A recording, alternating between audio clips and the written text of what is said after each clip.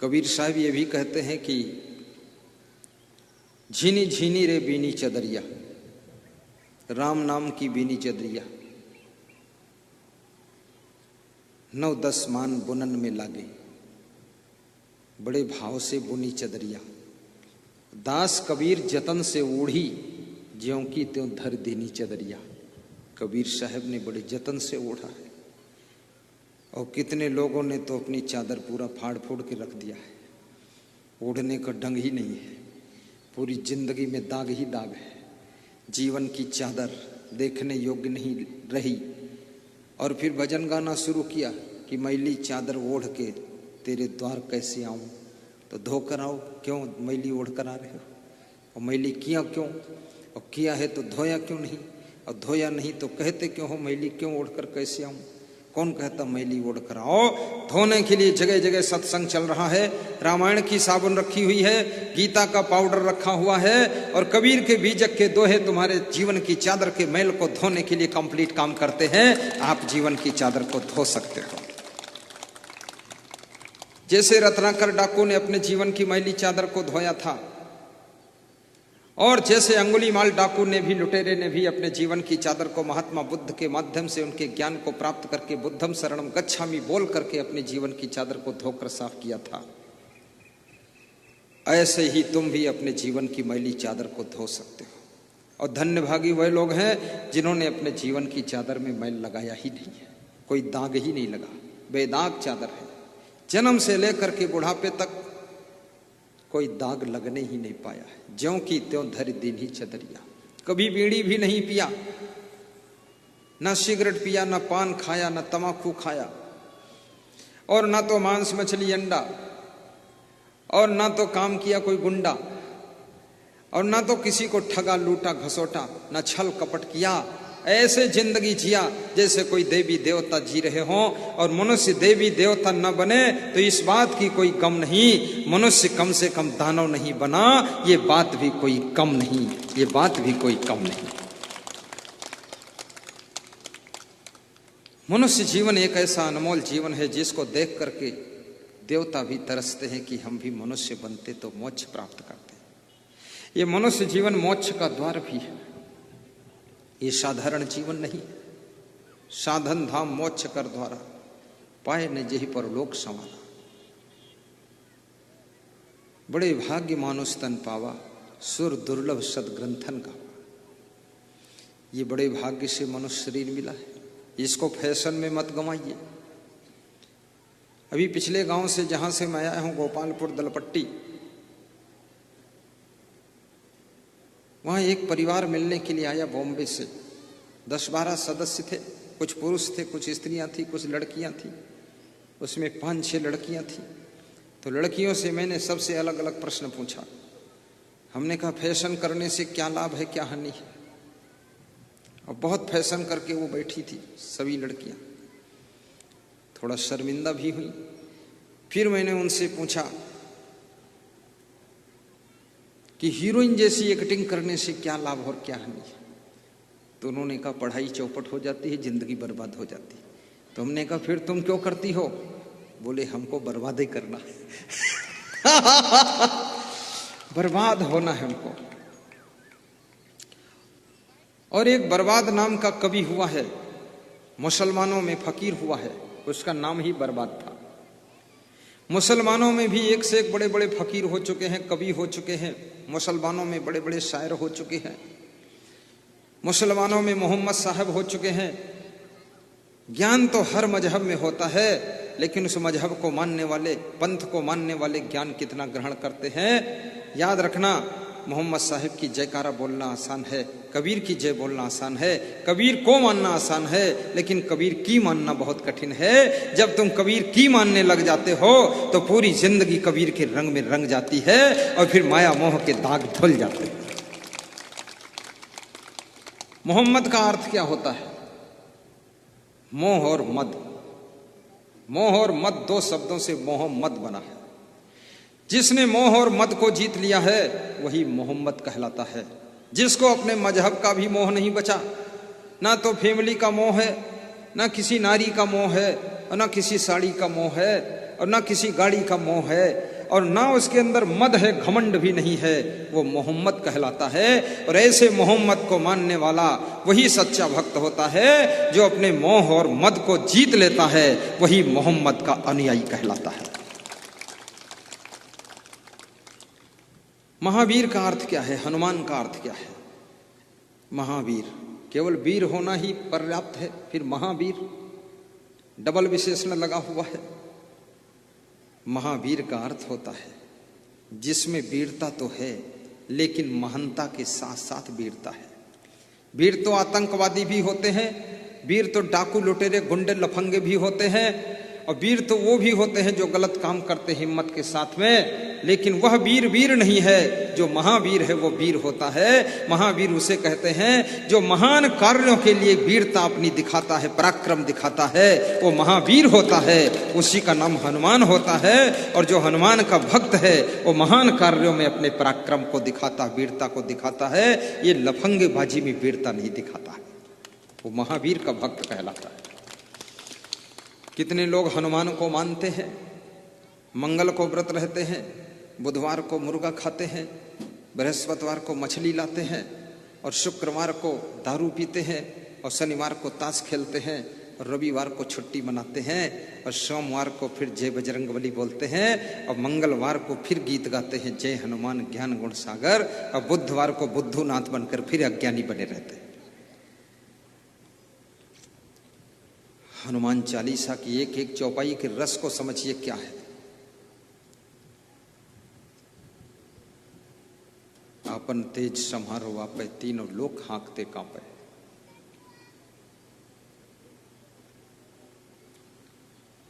आपके अंदर कितना तेज भरा हुआ है। आदमी अपने तेज को संभाल कहां पाता है? बुद्धि का तेज, वाणी का तेज, दृष्टि का तेज, शब्दों का तेज, कर्मों का तेज, चरित्र का तेज, तपस्या का तेज। तुम्हारे अंदर तो तेज ही तेज भरा हुआ है। तेजस्वी हो तुम, लेकिन अपने तेज को संभाल पाओ तो।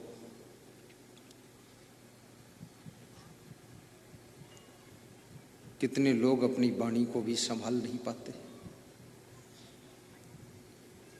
कितने लोग अपने बुद्धि के तेज को संभाल नहीं पाते। बुद्धि है, बुद्धि में स्मरण शक्ति है, लेकिन गलत काम में लगे हुए हैं।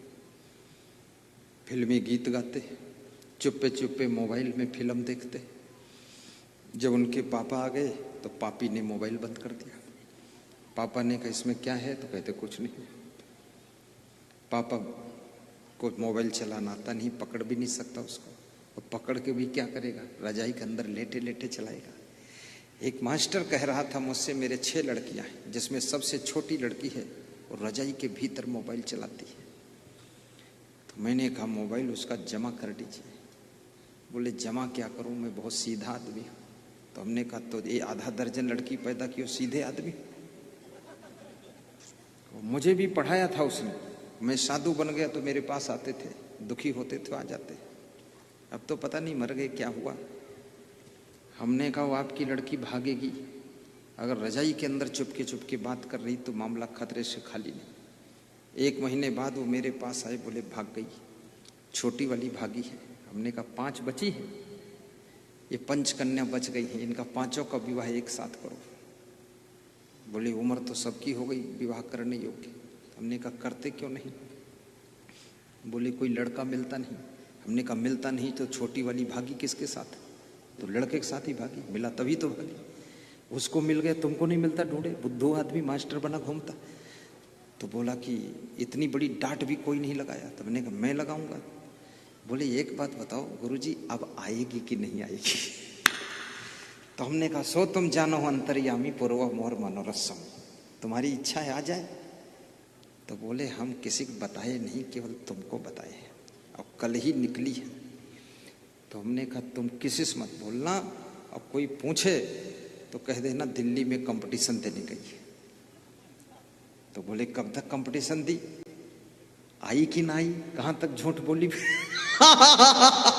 तो हमने कहा वो 20 से 25 दिन के बाद आ जाएगी, आप ढूंढने कहीं जाना मत और रोना धोना मत, अपनी पत्नी को समझा देना, मुंह ऐठ न बैठी, खुश रही, नहीं सब मेहरुआ जान जी है कि मुंह का ऐठत। 20 दिन के बाद वो लड़की आ गई। फिर वो मास्टर साहब मेरे पास आए, बोले आ गई गुरुदेव, आप तो अंतर्यामी हो, त्रिकालदर्शी हो, हमके दर्शी हो या सूक्ष्मदर्शी हो या दूरदर्शी हो या परिणामदर्शी हो, तुम शादी करो इनकी फटाफट। बेटियों की उम्र आने के पश्चात, बेटों की उम्र होने के पश्चात उनका विवाह कर देना चाहिए। भले गौना 1 साल बाद कीजिए, लेकिन उनको यथास्थान सेट कर दीजिए। जिसको पढ़ाई करनी है शादी के बाद भी कर सकता है, और जिसको पढ़ना नहीं है स्कूल ना भेजो तो भी कुछ नहीं पढ़ेगा। अभी बिहार में सनोखर गांव में एक भक्त के घर में पधरौनी गया, भागलपुर जिले में, तो उन्होंने बताया कि मेरी बहू है और ये पीसीएस परीक्षा को क्रॉस कर दिया है इसने। तो हमने कहा कोचिंग किया? बोले कोचिंग वोचिंग कुछ नहीं, 2-3 बच्चों की माँ है।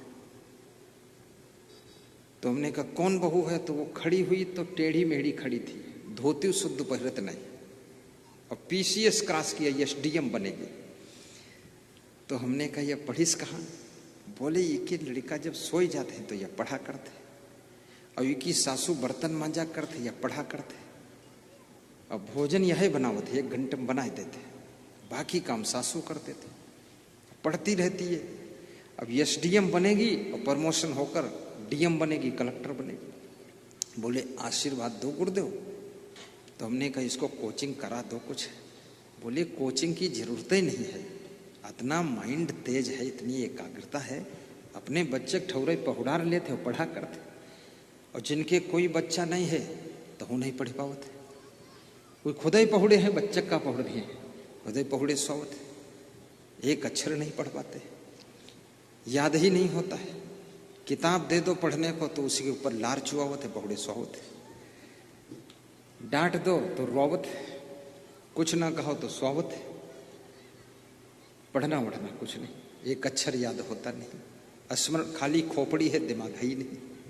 खोपड़ी बहुत बड़ी, और खोपड़ी में थोड़ा जो दिमाग है वो भी खोपड़ी के बालों में खर्च करते हैं, बालों की सेटिंग, बालों की एक्टिंग, बालों की डेंटिंग पेंटिंग सेटिंग, बालों की कटिंग।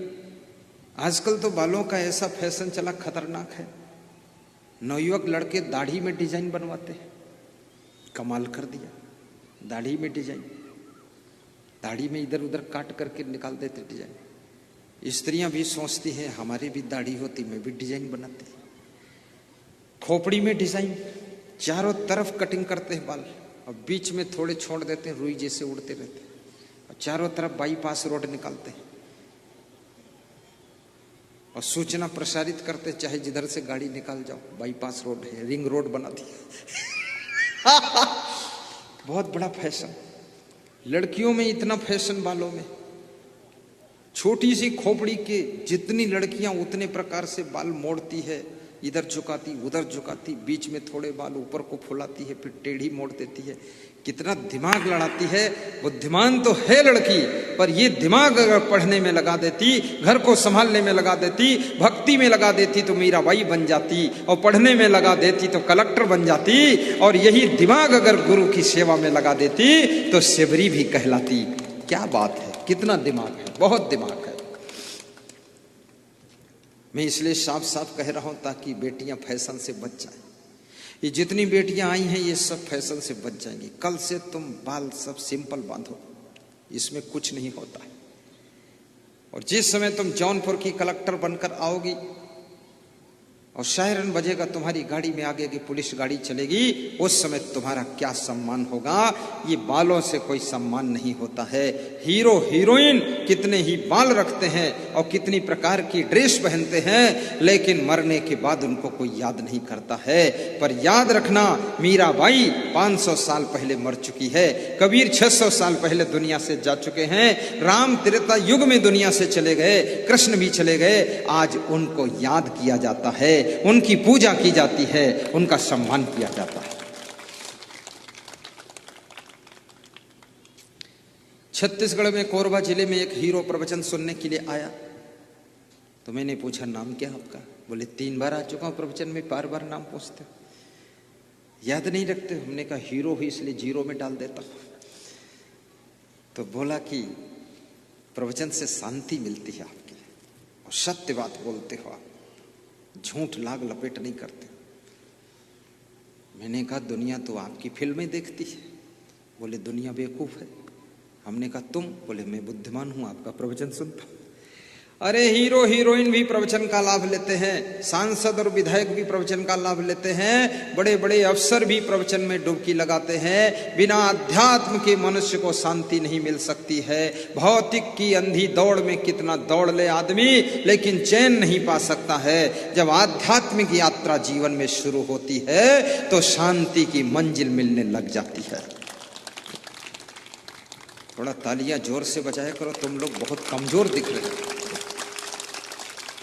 लास्ट सत्संग है सुरेश विश्वकर्मा के यहां, ताकत लगाइए आप लोग आज, इसलिए मैं भी ताकत लगा रहा हूं, ताकि श्रीमती रीता देवी को ये न लगे, कृपा शंकर को भी गुरुदेव ने प्रवचन अच्छा नहीं किया। और आज संतों को बाटी भी खिलाया है डॉक्टर चौरसिया ने, क्या बात है। ऐसी बाटी पहली बार तो देखा हूं, कोई लंबी थी, कोई गोल थी, क्या क्या डिजाइन थी उसकी। एक को छुआ दबाया तो दबी ही नहीं, तो लंबी वाली छुआ दबाया और फूट गई। तो हमने कहा ये कुछ और है क्या? तो बोली कुछ और है। मैंने सोचा बाटी लंबी भी होती क्या। साधुओं ने देखा तो साधु भी इस तरह की बाटी कभी नहीं खाए थे, उनको भी लगा जल्दी आदेश करो गुरुदेव, निपटा दूं इनको मैं। आदेश दिया, सब संतों ने बाटी लिया। वो पुलिस वाले आ गए, वो भी फिर जुट गए, बोले लगाओ नंबर अपना, दमादम मस्त कलंदर। पुलिस वालों का पहला नंबर, वो भी खाने में जुटे। सेवा अच्छी किया है, सेवा में कसर नहीं है। अभी प्रवचन के बाद में सुरेश भैया के पावन घर में भी 10 मिनट के लिए मैं चलूंगा। चलना है? घर पे बैठूंगा, ठीक है?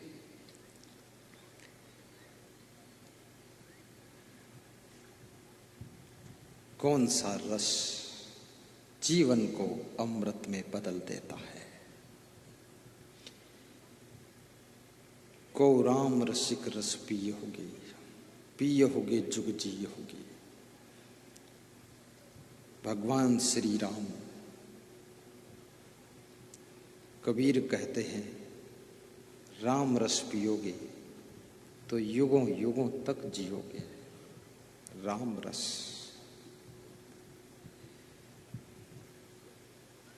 और जिसके जीवन में रस नहीं है, राम रस क्या है? भक्ति का रस ही तो राम रस है। आज रास्ते में श्री लल्लन तिवारी इंजीनियर आजमगढ़ वालों को मैं बता रहा था कि भक्ति भी बहुत बड़ी चीज है। भक्ति करे कोई सूरमा, ये कायर कोचड़ आदमी भक्ति नहीं कर सकता। कामी क्रोधी लालची भक्त न इनसे होए। ये क्रोधी लोग भक्ति क्या करेंगे? ये कामी लोग भक्ति कैसे कर सकते हैं? और लोभी भक्ति नहीं कर सकता है। भक्ति वहीं पर जन्म लेती है जहां पर क्रोध की ज्वाला भी बुझ जाती है, काम की वासना जो है उपासना में बदल जाती है, और लोभ जो है वो दान में बदल जाता है, तब भक्ति का जन्म हो जाता है। ये साधारण चीज नहीं है।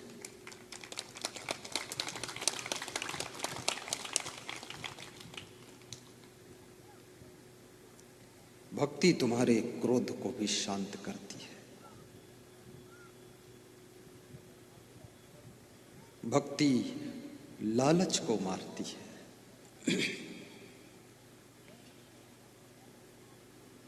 और भक्ति काम रस को मिटाकर राम रस में तुमको डुबा देती है। आपने सूरदास का नाम सुना होगा, सूरदास का नाम सुना। सूरदास की बचपन की कहानी मैं आपको सुनाऊं बाबा। प्रभु मेरे अवगुण चित न धरो, ये सूरदास का शब्द है, बोलिए। प्रभु मेरे अवगुण चित न धरो। सूरदास भगवान से कहते हैं, ये प्रभु मेरे अवगुण अपने चित्त में याद मत रखो। एक नदिया एक नारे कहावे, गाइए। एक नदिया एक नारे कहावे, मेलो नीरे भरो, मेलो नीरे भरो। एक नदी है और दूसरा गंदा नाला है। उसको लोग कहते ये नाला है और नदी को कहते गंगा मैया है। गंगा जी है, सरयू जी है, ये यमुना जी है। लेकिन सूरदास कहते हैं दोनों जब एक में मिल जाते हैं तो गंदा नाला का नाम खत्म हो जाता है। फिर गंदा नाला का जल भी गंगा जल में मिक्स होकर वो भी गंगा जल कहलाता है। ऐसे ही मैं तो संसारी जीव हूं, गंदा नाला हूं, आप तो प्रभु गंगा जल हो। आप में मैं मिल जाऊंगा तो मैं भी आप जैसा पवित्र गंगा जल बन जाऊंगा। प्रभु मेरे अवगुण चित न धरो, प्रभु मेरे अवगुण चित न धरो। एक नदिया एक नार कहावे, एक नदिया एक नारे कहावे, मेलो नीर भरो, मेलो नीर भरो, मेलो नीर भरो, मेलो नीर भरो। राम पूजनी थे, हनुमान बानर थे। बानर भी जब राम के साथ बैठ जाता है तो बानर भी पूजनी हो जाता है। इतना फर्क पड़ जाता है। जीवन में भक्ति का रस हो और भक्ति का अर्थ है आपके जीवन में सत्संग का प्रभाव हो, गुरु से प्रेम हो, माता पिता की सेवा का भाव हो, अतिथि का सत्कार हो, घर की सफाई हो, मृदु वाणी हो, धर्म की रक्षा हो, दूसरों का कल्याण हो, चमकता हुआ चरित्र हो, सुंदर स्वभाव हो, पवित्र कर्म हो, सत्कर्म हो, पुण्य कर्म हो, परोपकार हो। समझ लेना कि भक्ति का रस आ गया है। जब भक्ति के रस में मनुष्य डूबता है, देश के प्रति भी प्रेम पैदा होता है। और जिसमें देश की भक्ति न हो वो देश की धरती का भार होता है। और जिसके प्रति देशवासियों के लिए प्रेम नहीं है, जिसके दिल में, वो देशवासियों के लिए काल के समान होता है। और जिसके अंदर पशु पक्षियों से प्रेम नहीं है, याद रखना मधुमक्खियों से भी वो गिरा गुजरा होता है। प्रेम रस भक्ति की पहचान है। जीवन में सेवा रस भी होना चाहिए। बर्तन मांजिए तो गीत गाते रहिए, मुस्कुराते रहिए, बर्तन मांजते रहिए। गाड़ी चलाइए और प्रवचन सुनते रहिए, गाड़ी चलाते रहिए। गाड़ी बहुत स्पीड से मत चलाओ और गाड़ी की कंडीशन देखकर चलाओ, रोड की सिचुएशन देखकर चलाओ। गाड़ी अगर 10 लाख से कम कीमत की है तो 80 से ऊपर मत जाओ, और 5 लाख से कम कीमत की है तो 60-70 से ऊपर मत जाओ, और 20 लाख की कीमत की है तो 90 में चले जाओ। और यदि गाड़ी 30 लाख 40 लाख की है तो 100 में चले जाओ। यदि गाड़ी 1 करोड़ की है तो 120 में जा सकते हो। गाड़ी गाड़ी में अंतर।